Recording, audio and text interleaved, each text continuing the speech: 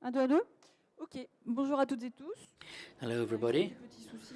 A few Non seulement problems, avec but bonjour, not only on a eu des soucis, we had some on a eu du problems, retard et on m'a we were demandé de faire late, vite. and now we've been asked Si to je go ne dérange quick, pas, parce que je which vous is, avoue, doesn't avant matter votre because introduction, before, je me demandais vraiment ce que je you venais know, faire là. because I was Donc, wondering what I was doing Claire, here. spécialisée I'm dans a le secteur lawyer, alimentaire, un corps de specialized in mail très food. cohérent. Made Et is pour parler du logical, bien-être but to animal talk about animal dans la food welfare, tech, and j'ai we're été at the un petit food peu tech, gênée. so I was a Je ne savais bit, pas it was trop a bit le strange. lien. So Merci pour les I didn't poules. see the J'ai link. vu Thank qu'en you for fin the de journée, chickens. So at the end of c'était the le thème afternoon, the Vivons theme plus was, vegan will we all be vegan? Donc, vu ma So présentation, given ça my fait un lien. presentation, there Donc, is a soyez link. très très indulgents. Je vais So aller be très vite. very C'est kind. assez I'll be very doux. quick. It's pretty boring. Donc voilà. Anyway, so Pas de there we questions, are. on n'a So pas le temps. if you don't, you can't Alors, ask questions, we haven't rapidement, got le time. bien-être And animal, so c'est une animal vaste welfare. sujet. Don't laugh. I'm serious. I'm On va aller serious. très très vite. No, I'm gonna go very J'ai essayé quick. de diviser ça de manière à So peu près cohérente. I'll try and be Donc, fairly vous m'arrêtez coherent. si c'est pas cohérent. You can stop me if J'ai it's not cherché la coherent. I problématique looked du at bien-être the animal. issue of animal Je welfare, suis là. and I Ça thought, marche well, pas if bien I'm pour here, vous, hein. does it work okay? Là, ça va mieux. Donc, j'ai cherché la So raison de ma présence. I was wondering why I was here, and I think there's the question of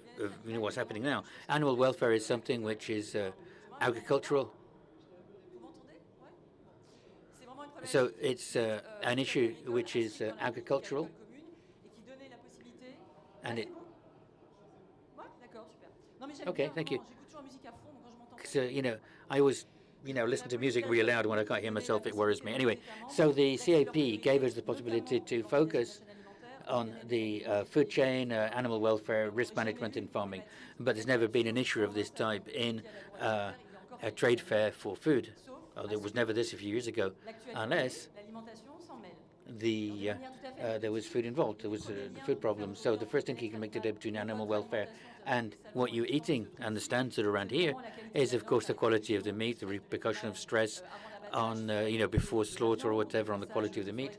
So the poor state of conservation, high pH, hardening, and so on is, of course, due to stress before slaughter. And the first consequence is that some societies have thought about mobile trucks to come and slaughter the animals on site to avoid the stress of transport and all the consequences that are bad for our food. But there's a lot of questions at the moment on animal welfare. There's examples which are just off the cuff like that. You've got ritual slaughter, or the halal question. As you know, in France, the practice of freedom of religion means there is a waiver for the stunning of animals before they're slaughtered, but Switzerland, Denmark, and Norway ban this, however. Another one in El Deco and El Cuisine is the slaughtering in some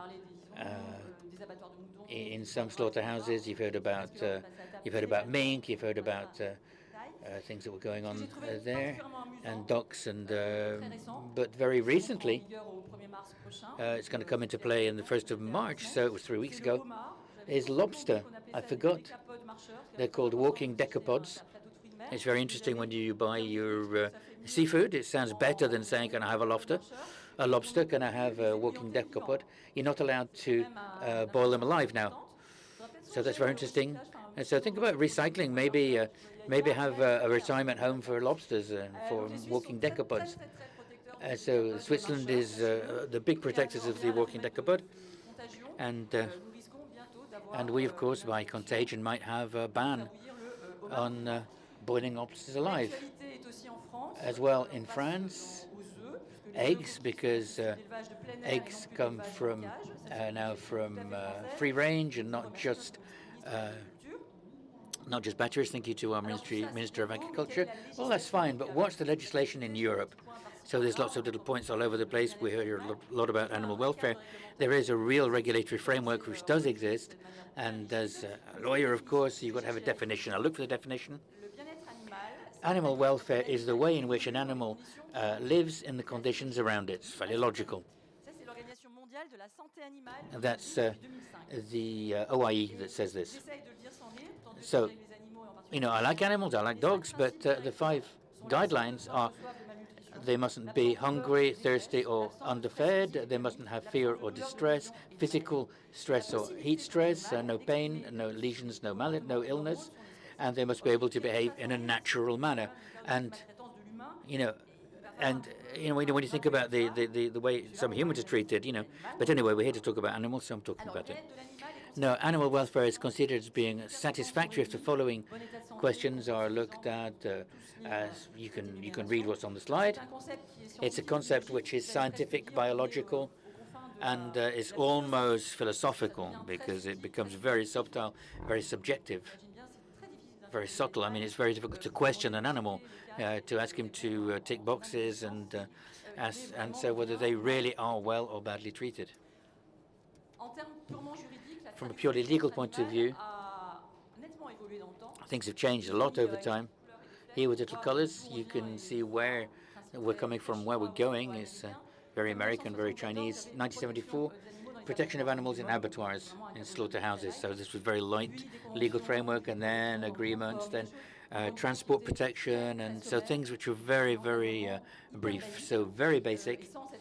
And without this consideration, which is, I was saying, almost philosophical idea of animal welfare. And then in 2017, there is a European platform on animal welfare. You've got ideas boxes, you've got discussions, you've got declarations of intent, all this sort of stuff. So we're in a phase now where there is protection, the ideal, optimum protection of animals, whatever the animal.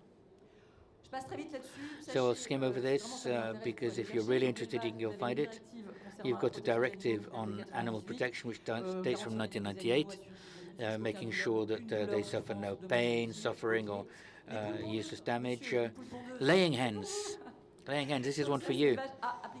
Layers, so it's more than 350 chickens, so this is for you. You know the directive, of course. You know it by heart. So, chickens. Broiler chickens, you've got to be very careful about this as well, because if they're stressed, the meat isn't good. So you've got a lot of regulation on 2007 on chickens. Veal, same thing for calves. So it's classic, is contact between animals and so on and so forth. The one I like is castration of boars. So this will be stopped now. I've been hesitating between extended analgesia or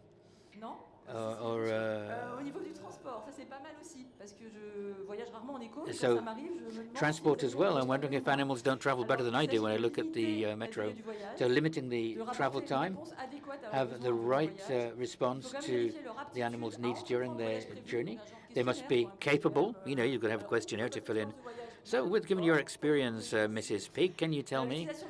So, use of transport designed, maintained to avoid injury and suffering the animals and ensure their safety. And of course, you've got to have an inspection and approval. Conditions during the transport, the surface and sufficient height for the animals. So it's not always the case. I mean, you've got to think of horns and things like this, and water, food, and periods of rest. So, and we don't have that in the metro. So I'm going to use this when I travel. Slaughter, I talked about it very briefly, but the principle is you've got to avoid any pain, distress, suffering, which can be avoided when the animal is slaughtered. So, of course, ritual slaughter, of course, does have an impact here.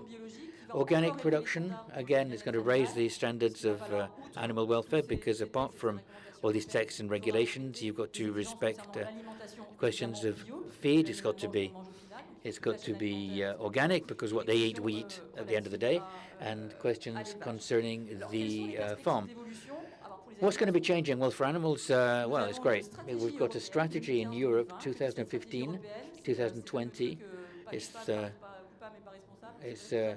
We're all, everybody is responsible. We're all responsible, even if we're not guilty, for animal welfare. And 6th of June 2017, which is not even a year ago, the launch of the European Union platform. There's questions on EU policy, and the ambition is to have a better application of the European Union rules, sharing information, implementation of good practices, direct participation of stakeholders, and so on and so forth. A lot of questions of execution and things like this, things that have to be undertaken, a lot of them voluntary. You're all more or less constrained given what's happening in the news, if you like, and the pressure of information. Everything is passed on now. Nothing can be hidden. Everything's amplified, and so participation, voluntary participation. I mean, it's forced volunteer, but it is a big improvement in animal welfare. The European Union wants to support this commitment and is going to promote standards which are much higher, but at the worldwide level. And just to come back on your information, the status of the animal in general, I mean, I thought it was very funny that in the US you can have your dog inherit or whatever, but we're not far away from that now. We're almost close. It's very recent as well, 2015. Just a comparison, the definition and the approach of the animal. In Germany, animals aren't things, they're not objects. In Greece, an animal is any organism which can feel emotion, which lives on the earth, sky, or sea in any other ecosystem. So, and you've got Greece. It's very not straightforward. So, vertebrates other than man, except the fetal, larva, or embryonic form, island, any member of the animal kingdom. So I just put that because, I was afraid you would fall asleep, so that was just to amuse you. So it's mistreatment of animals. It's the law from 2018, which is very dangerous. So with the États généraux de l'alimentation, it is a crime to transport living animals or animals to carry out bad treatment on animals. So this will have a punishment of up to a year imprisonment of 15,000 euros. Again, I'm saying it very, lightheartedly, but I mean, we really are at a turning point here because once again, we've gone from farming, which concerned farmers, the food chain and so on, right at the very beginning of now where it's a fork, it's from fork to table, it's fork and table, and now you've got prison sentences, you've got media spotlight and so on. And it's no laughing matter, in fact, animal welfare, particularly in terms of labeling. There's the idea of fair trade for animal welfare. UK, Germany, France, and the Netherlands, the first logos. We know Label Rouge, but we don't know what it means, but what's behind it. But other countries are further ahead than others in terms of the reference as well. But do you see that as such? In any case, it's something which I think is going to have a future because everybody thinks it's got a meaning to it.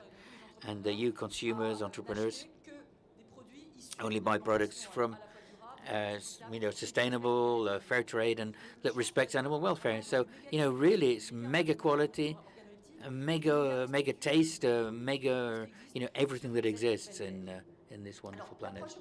Now, the European approach, in my opinion, again, as a lawyer, I say this, is limited when there's no harmonization. You can put logos all over the place, but it doesn't mean anything. It's like product of the year or whatever, and there were logos on health claims or whatever. Everything was light at one time. Light, mega light, ultra mega light, and nothing was normal, but there's no definition of light. And as long as it's not regulated, you can say, okay, chickens are in this wonderful place, and then next door you've got mega wonderful. And it doesn't mean anything. It says no harmonization with a good reference point and 50 pages, 12,000 appendices, which I would like to interpret for you. But this labeling won't have any meaning to it. I don't know what to say at the end. Well, there's an example of eggs, just to say that it exists. And in any case, in eggs, we've started to distinguish between different rearing methods. So for all the species, the ambition of Europe, with what we've got, with what you know about today on eggs. So I think I finished. Yep. So there we go. Thank you.